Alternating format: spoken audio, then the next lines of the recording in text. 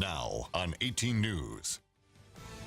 New tonight at 6, a new deal is finalized between Alstom and Amtrak. Find out how many jobs it's expected to bring to the area. We want peace! Stop violence! We want peace! And the anti-violence rally has just begun here. We'll have more on that story coming up.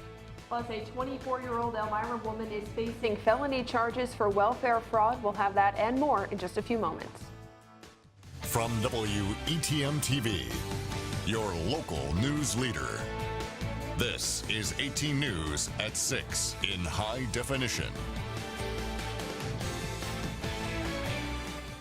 Good evening, I'm Jeff Stone. And I'm Amy Simpson. Thanks for joining us tonight at 6. People are gathering on Elmira's south side for an anti-violence march. They started on South Main and Hudson and are marching to Wisner Park, where they will be rallying. 18 News reporter Emily Burkhardt joins us live from the march with more. Emily? Thanks, Emily. Pennsylvania State Police have canceled an Amber child abduction alert for Luzerne County, Pennsylvania. 3-year-old Ava Byrne was reported abducted by her father, 24-year-old Robert Byrne. This is where she was last seen early this morning around 12:30. State police say her father, Robert Byrne, abducted her from the house. Authorities found the little girl in Queens, New York this afternoon around 2:30 after an extensive search and Amber Alert that spanned 2 states. Ava's aunt says Byrne has been acting very strangely, and this isn't the first time he's threatened to take his daughter. He's been saying that he's heard voices, and he keeps saying that he wants to bury them in the backyard. He's saying he wants to kill them. The voices are telling him to kill them, and he leaves like in the middle of the night and just leaves and doesn't say anything. Sir says Robert has not been diagnosed with any psychological problems, but that he has been very violent toward his girlfriend, Ava's mother, Morgan Barella, who is pregnant with another child. She says she thinks drugs could be the reason for his strange behavior. An Elmira woman is arrested for welfare fraud today. Investigators found 24-year-old Chelsea Young filed fraudulent paperwork with the Department of Social Services and received over $2,000 in public assistance benefits she was not eligible to receive. Young is charged with welfare fraud, grand larceny, and offering a false instrument for filing. All of those charges are considered felonies. A Horseheads resident is indicted for the unlawful manufacture of methamphetamine and petty larceny. 22-year-old Kirsten Clemens is charged with the unlawful manufacture of meth and petty larceny. On or about August 8th, Clemens possessed products with intent to use or knowing that another intended to use such products to produce meth. She also stole property from Walmart. An Elmira man is indicted for Rubens robbery last Tuesday. 33-year-old Charles Stone is accused of forcibly stealing property from Rubens in Elmira.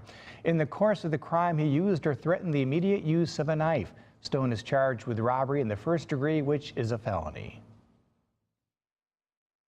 As 18 News reported to you last night, the southern tier economy has another reason to celebrate tonight as U.S. Vice President Joe Biden announces the finalization of a high-speed rail agreement official in Delaware. 18 News reporter Tanner Jubenville has that story.